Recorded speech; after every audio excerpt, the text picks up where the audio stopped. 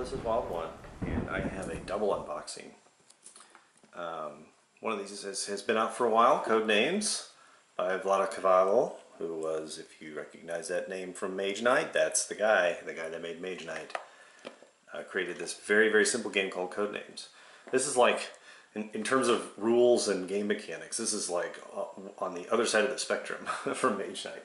Mage Knight rules and game mechanics are quite complicated, but Codenames is very, very easy to explain, very simple to set up, and very short time to play. 15 minutes is, depending on how big the teams are, this could be 30-45 minutes, but still really, really short. But this is a game where you've got basically like code masters and spy masters and working together in teams to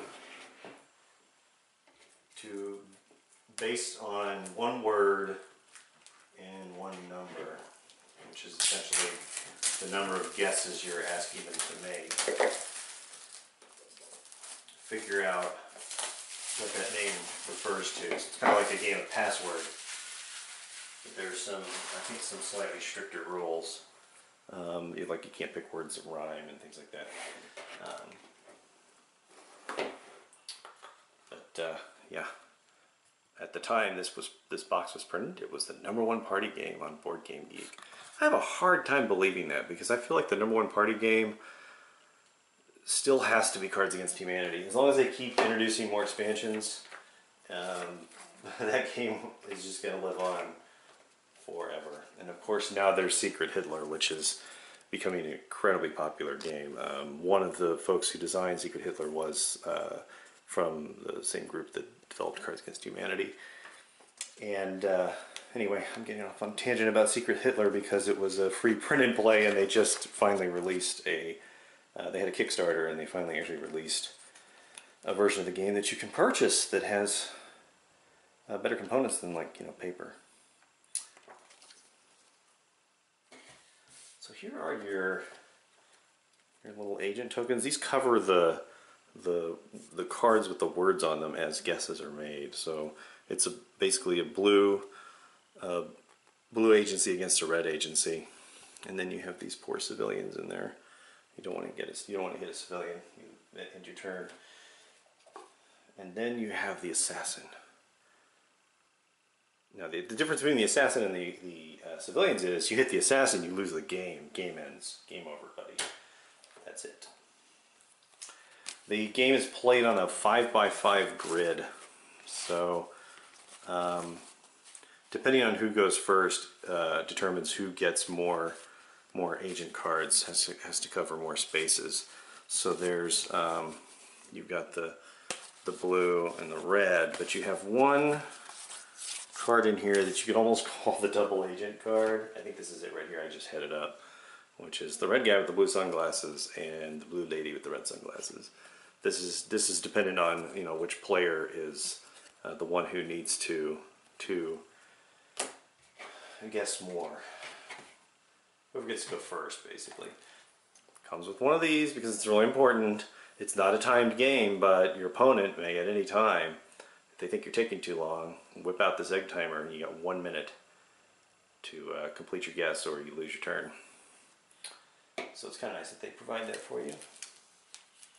These are the little code screens. So there's a little stand here, and the code screen goes in the stand. There's a whole chunk of them in here. So definitely varying patterns on here. You see where the blue cards are, where the red cards are, and this is the assassin location. And then these are all the civilians here. So it's a 5x5 grid of words. And here is the stash of words. So lots and lots of words. These are double-sided, so basically however many cards here, that's double that number of words available. This can be really easy for one. This can be kind of one-sided sometimes, and it can be also really, really challenging because there might be a word that's located where the assassin is, and it could be really, really similar to in definition or categorized in the same way as another word, and you're trying to come up with a clue that won't cause your codemaster to accidentally choose the assassin. having played it a few times, I know what that frustration feels like. That's really it for the game. There's not really a whole lot in here. Got some extra Ziploc bags in here. That's interesting. I guess that these extra Ziploc bags would be for the cards that get punched out. These big tokens that are large enough to cover the cards. So that is Codenames. But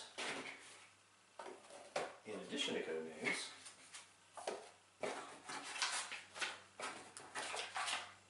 just because I was so excited to see it, and it's a question of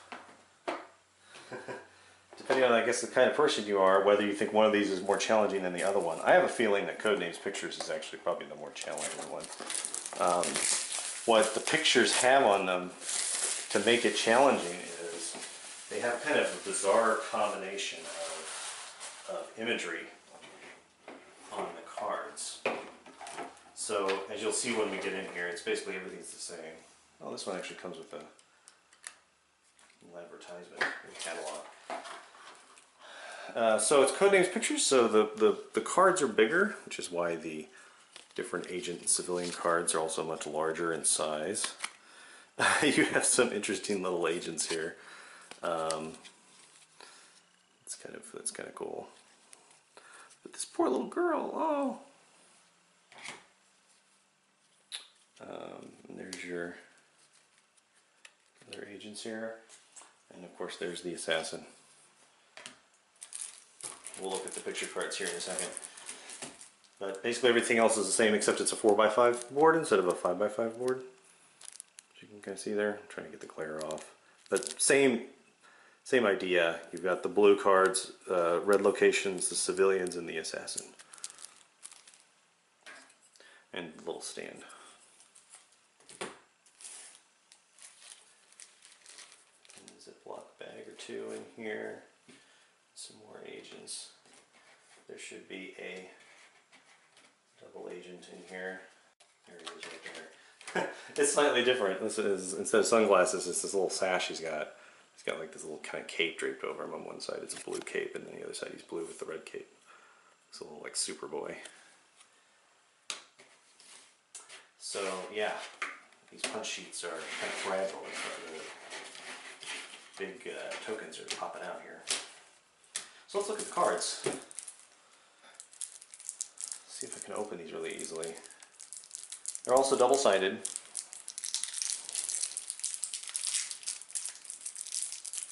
just going to open one of these for now.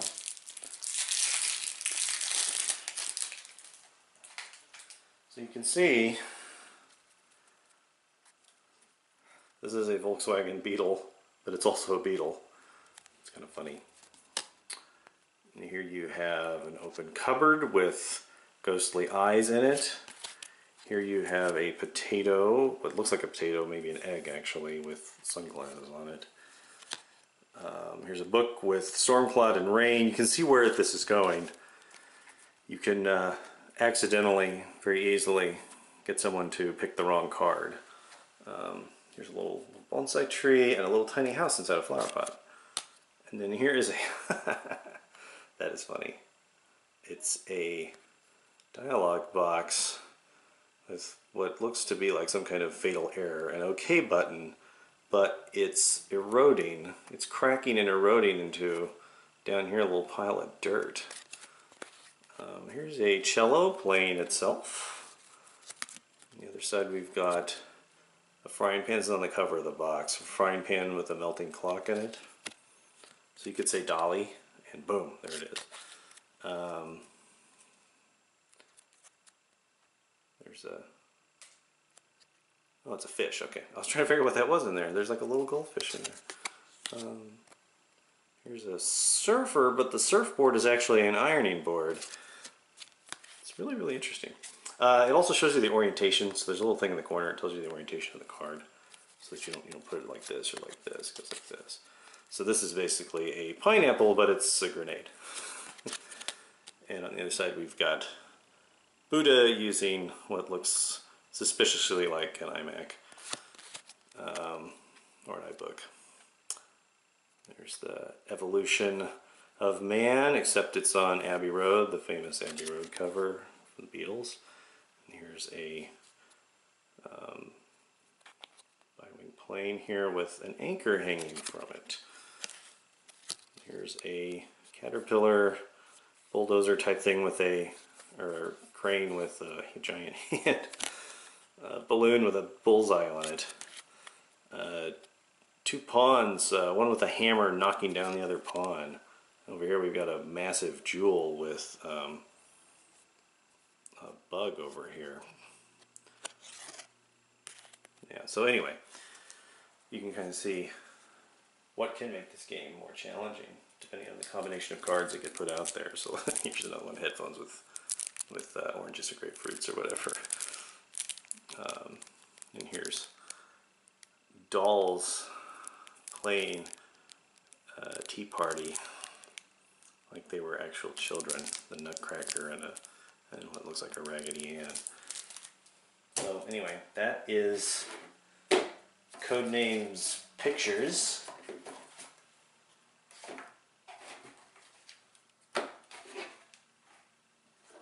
Along with the regular Codenames game. Looking forward to playing both of these. Actually, I should say I've already played Codenames. My friend has this game. But he doesn't have Codenames Pictures, so I'd love to try this one out at my next board gaming party. I think it would go over pretty well. It should be fun. If you enjoyed these unboxings, please like and share, and please subscribe to my channel. If you do, you'll get notifications when I upload new videos. So until next time, whether it's a playthrough or another unboxing, this is Wild One signing off.